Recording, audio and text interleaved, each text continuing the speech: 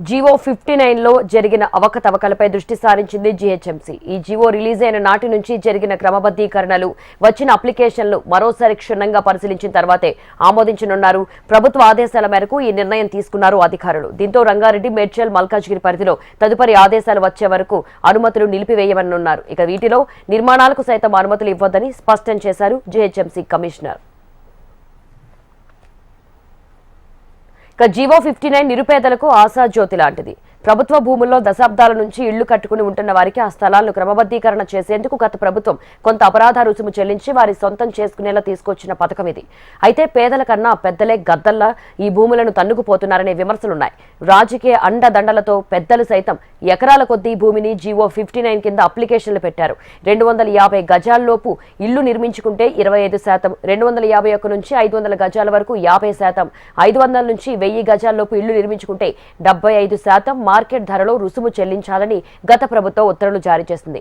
దీన్ని అనుకూలంగా మార్చుకున్న కొంతమంది ప్రభుత్వ భూముల్లో పాగా వేశారు.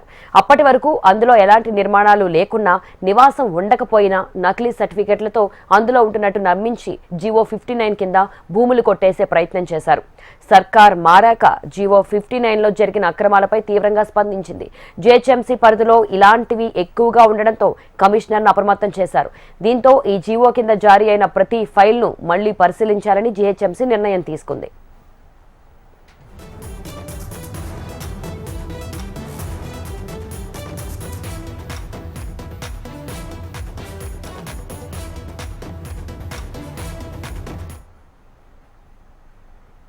జీహెచ్ఎంసీ పరిధిలో దాదాపు 60,000 అప్లికేషన్లు జీవో 59 కింద వచ్చాయి. ముఖ్యంగా రంగారెడ్డి, మేడ్చల్, హైదరాబాద్లలో 2,000 గజాల స్థలాలకు సైతం అప్లై చేశారు. ముఖ్యంగా హైదరాబాద్తో పోలిస్తే రంగారెడ్డి, మేడ్చల్, మల్కాజ్గిరిలో ఈ అవకతవకలు ఎక్కువగా జరిగాయని జీహెచ్ఎంసీ దృష్టికి వచ్చింది.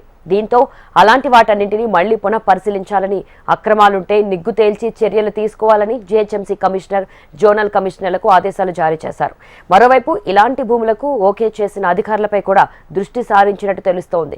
క్రమబద్ధీకరణ కోసం దరఖాస్తు చేసుకుని జీవోలో నిర్దేశించిన మేరకు ఫీజులు చెల్లించిన కొన్ని స్థలాలకు రిజిస్ట్రేషన్ చేసి కన్వెయన్స్ డీడీ ఇవ్వకపోవడంతో పూర్తి కాలేదు. దీంతో ఇలాంటి ఫైళ్లను ఎక్కడికక్కడ నిలిపివేయాలని కూడా ప్రభుత్వం నిర్ణయించింది.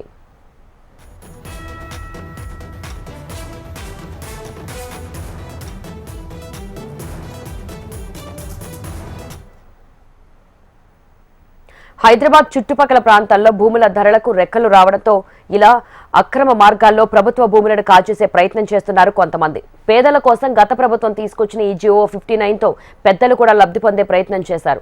తక్కువ రేట్లకు సర్కారు భూములను చేపట్టాలని చూశారు.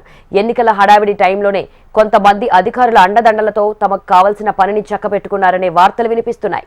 మరి ప్రస్తుత ప్రభుత్వ నిర్ణయంతో జీహెచ్ఎంసీలో అలాంటి అవకతవకలకు ఫుల్ స్టాప్ పడుతుందో లేదో చూడాలి.